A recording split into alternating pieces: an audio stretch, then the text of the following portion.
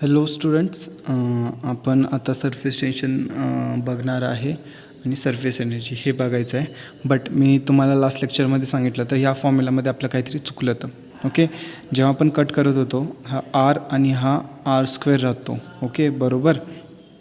त्यानंतर 2 1 जा 2 2 जा 4 आणि 2 3 जा 6 बरोबर. 3 3 जा काय होतं 9 येतं, वरती काय राहतं 2 राहतं बरोबर. पाय पाय कट होतो आहे आपला इथं. ओके, तर आता काय फक्त आर स्क्वेअर राहतं. मी हा आर स्क्वेअर घेतला नव्हता, जे माझं चुकलं होतं त्या एक्झाम्पलमध्ये. तर ते नीट बघून घ्यायचं आहे. ओके, नीट करून घ्यायचं आहे. इथं काय येतं sigma minus rho divided by eta एवढंच राहतं. तर हे काय राहतं टर्मिनल वेलॉसिटीचा फॉर्म्युला. काय आहे टर्मिनल वेलॉसिटीचा फॉर्म्युला आहे. बरं, हे मला फक्त मयुरीनं सांगितलं तर बाकी कुणी सांगितलं नाही. नीट लक्ष द्या. मला वाटतं तुम्ही नीट बघत नाही आहे लेक्चर्स काय चालू आहे ते. ओके, सो आता आपण पुढं जाऊया. आता आपल्याला काय करायचं आहे सरफेस टेन्शन बघायचं. काय बघायचं आहे सरफेस टेन्शन.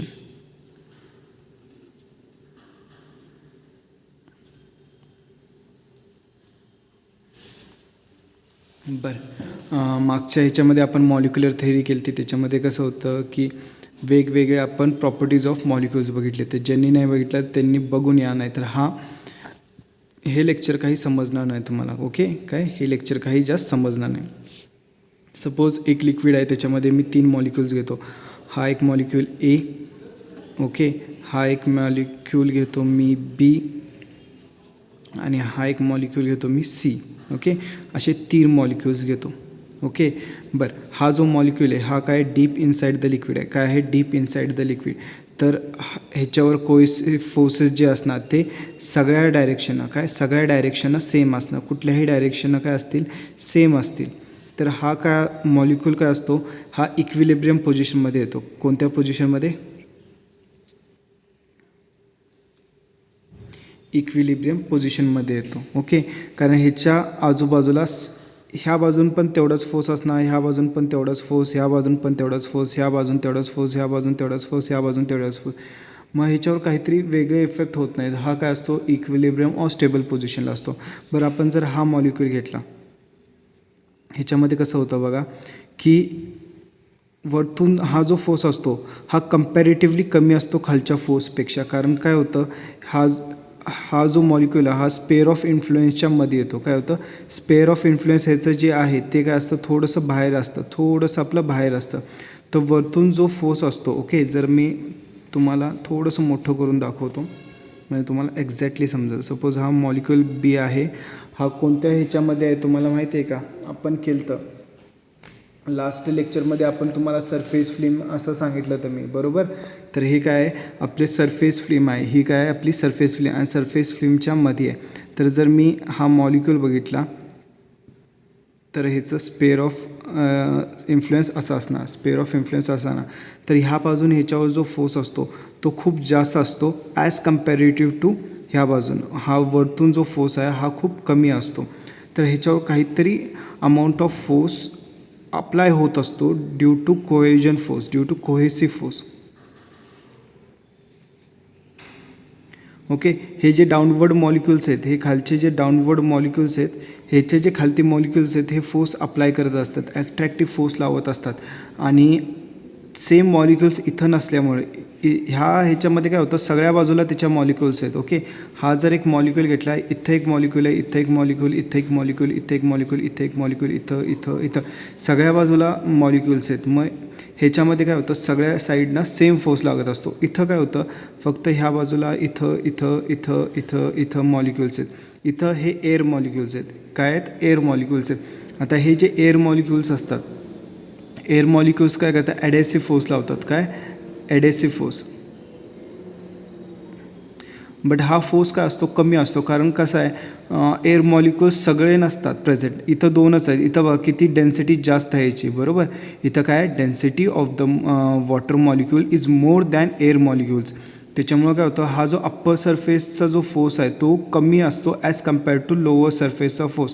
म्हणून ह्याच्यावर काही अमाऊंट ऑफ फोर्स असतो बरोबर.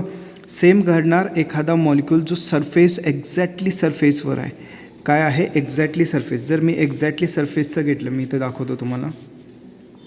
सपोज मी एक्झॅक्टली सरफेस घेतला, हा माझा मॉलिक्यूल आहे, तर त्याला हा इथले जे मॉलिक्यूल्स आहेत हे एवढेच फोर्स लावतील. बाकी इथनं जे फोर्स आहे हे एअर मॉलिक्यूल्समुळं क्रिएट होत असतो खरं खूप कमी असतो, व्हेरी लेस. आणि हे काय असतं, मोर, खूप जास्त असतं. हे काय असतं, खूप जास्त. म्हणून हा जो मॉलिक्यूल आहे तो काय होतो, पुल होतो इनसाईड. काय होतं, it is pulled inside due to, कशामुळं, कोहेसिव्ह फोर्स. समजलं, it is pulled inside due to cohesive force. हा जो मॉलिक्यूल काय होतो, पुल्ड होतो आतल्या बाजूला. बरं, आतल्या बाजूला आता जागा नाही आहे ना.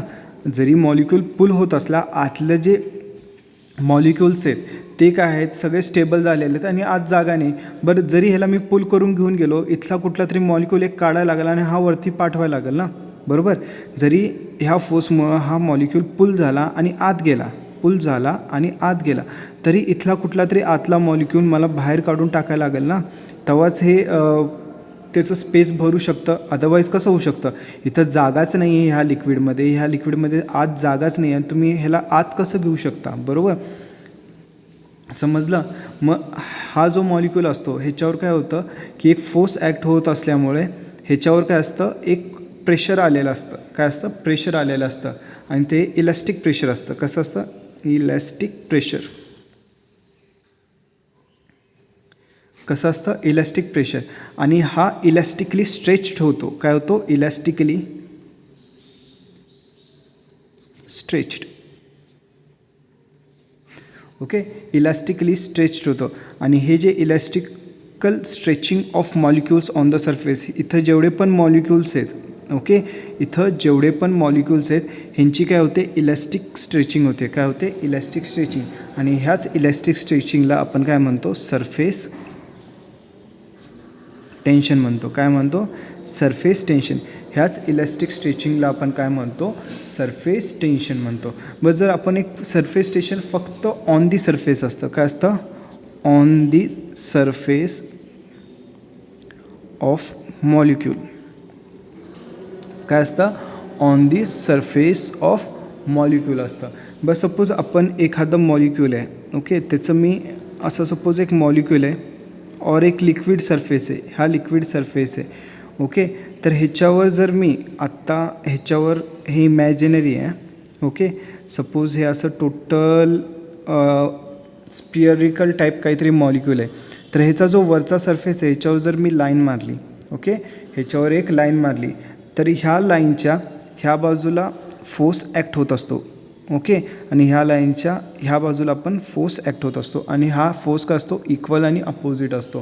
ह्या लाईनच्या फोर्स काय असतो, इक्वल आणि अपोजिट असतो, ओके. तर आपण जर सरफेस टेन्शन जर डिफाईन करायचं असलं तर सरफेस टेन्शन काय असतं, surface tension is force acting per unit length on imaginary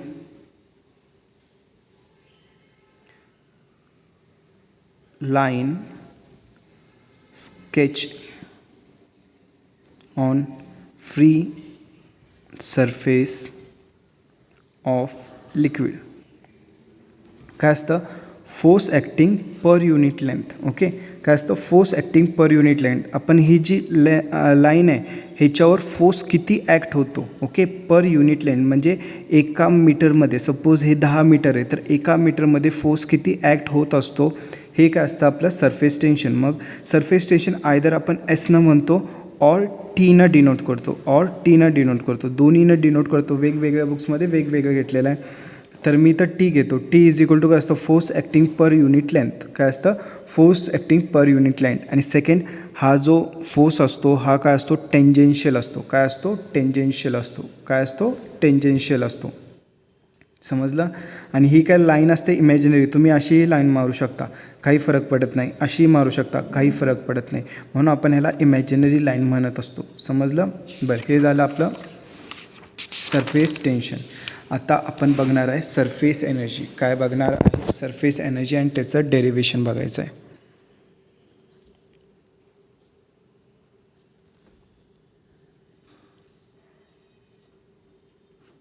बरं, सरफेस एनर्जी काय असते? बरं, तुम्हाला हे तर माहिती आहे ना, energy cannot be created nor be destroyed but it can be transformed from one form to another. Okay, म्हणजे काय, एनर्जी आपण क्रिएट करू शकत नाही और डिस्ट्रॉय करू शकत नाही, but it can be transformed from one form to another, म्हणजे एका फॉर्ममधून दुसऱ्या फॉर्ममध्ये. जसं potential energy is converted into kinetic energy, बरोबर, और kinetic energy is converted into potential energy, बरोबर. फॉर एक्झाम्पल, सपोज हे ग्राउंड आहे, मी ग्राउंडवरनं एखादा दगड आहे तो मी वरती घेऊन जातो आहे, बरोबर. तर जाताना ह्याची काहीतरी कायनेटिक एनर्जी असणार, बरोबर, आणि ती कायनेटिक एनर्जी मी इथंच ह्या दगडाला काय केलं, इथंच ठेवलं, तर ह्याचं काहीतरी आता पोटेन्शियल एनर्जी झालेली असणार, बरोबर. Potential energy on ground potential energy 0 होती, बट ही जी पोटेन्शियल एनर्जी ॲट हाईट काहीतरी झालेली आहे. सपोज काहीतरी 10 जूल्स ही पोटेन्शियल एनर्जी झालेली आहे. का झालेली? कारण आपण ह्याच्यावर काय केलं आहे, वर्क डन केलं आहे. आपण काय केलं आहे, वर्क डन केलेलं आहे from taking this particle to this side. बरं, ह्या वर्क डनमुळं काय झालेलं आहे, एनर्जी स्टोअर झालेली आहे. काय झालेली आहे? एनर्जी स्टोअर झालेली आहे in this particle in the form of potential energy, in the form of potential energy, बरोबर. हे आपण केलं तर जेव्हा पण आपण काय करतो, वर्क करतो एखाद्या पार्टिकलवर from taking it from one place to another, then some energy is created. Okay, some energy is created. Now ती एनर्जी कुठली असू शकते. आता ह्या केसमध्ये कोणती झाली, पोटेन्शियल एनर्जी क्रिएट झाली, आणि हा जो वर्क डन झालेला आहे हा स्टोअर झालेला आहे in the form of potential energy. बरं, सेम प्रिन्सिपल आपल्याला जरा लिक्विडमध्ये बघायचं आहे. ओके, सपोज एखादा मॉलिक्यूल खालती आहे. ओके, एखादा मॉलिक्यूल खालती आहे, तर ह्याच्यावर सगळे फोर्सेस काय असणार आहेत, बॅलन्स असणार आहे, म्हणजे हा स्टेबल असणार आहे, बरोबर. हा काय असणार आहे, स्टेबल असणार आहे. हा पार्टिकल पण स्टेबलच होता जेव्हा ग्राउंडवर होता. तर मी काय केलं, ह्याला उचलून इकडे घेऊन गेलो, तर सेम मी ह्याला उचलून काय घेतो, सरफेसवर घेऊन जातो. काय झालं, ह्याला उचलून सरफेसवर घेऊन गेलो. मग मी काय केलं, वर्क केलं ह्याच्यावर, काय केलं आहे, वर्क केलेलं आहे, बरोबर. Now this work is stored in this particle. काय, this work is stored in this particle in the form of surface energy. काय होतं, this work is stored in the form of surface energy. Okay, तर ही जी energy असते ह्या पार्टिकलमध्ये ती काय असते, surface energy असते. काय असते, सरफेस एनर्जी. का, कारण हे स्टेबल होतं. जर मला इकडून ह्याला इथं घेऊन जायचं आहे अनस्टेबल इक्विलिब्रियममध्ये, हे बघा हे अनस्टेबल आहे, मी इथनं ह्याला सोडलं हे परत खालती येईल, बरोबर. खरं ह्याला इथनं सोडलं तर हे इथंच राहणार आहे ना. ह्याला जोपर्यंत मी हलवत नाही तोपर्यंत ह्याला हा स्टेशनरी पोझिशनमध्येच राहणार आहे और इनिशियल फ्रेममध्येच राहणार आहे, बरोबर. खरं ह्याला मी इथनं सोडलं, रिलीज केलं, हे खालती येतं. का येतं, ड्यू टू पोटेन्शियल एनर्जी. तसंच ह्याला मी इथं सोडलं तर हे खालती जायला बघणार आहे, और इथला जो मॉलिक्यूल असणार जो पहिला इथं होता तो काय करणार, खालती जाणार ह्याच्या जागी. तर काहीतरी वर्क डन होतं आहे आपल्या ह्याच्यात, काहीतरी अमाऊंट ऑफ वर्क डन होतं आहे, आणि हेच जे वर्क डन असतं it is store in the form of surface energy. तर ह्याला आपण काय म्हणतो, सरफेस एनर्जी म्हणतो. बरं, हे सरफेस एनर्जीचं झालं. आता आपल्याला काय करायचं आहे, रिलेशन बिटवीन. हा मेन खूप इम्पॉर्टंट पॉईंट आहे.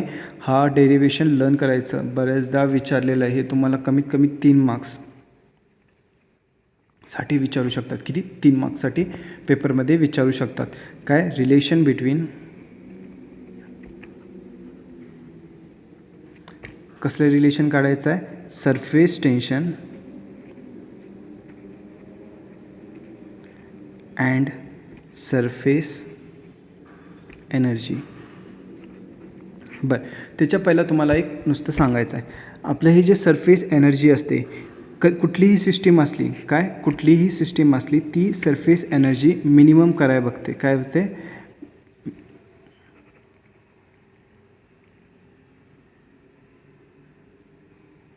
मिनिमम करायला बघते. ओके, का, कारण जेवढी सरफेस एनर्जी कमी तेवढंच तुम्ही काय असता, स्टेबल असता.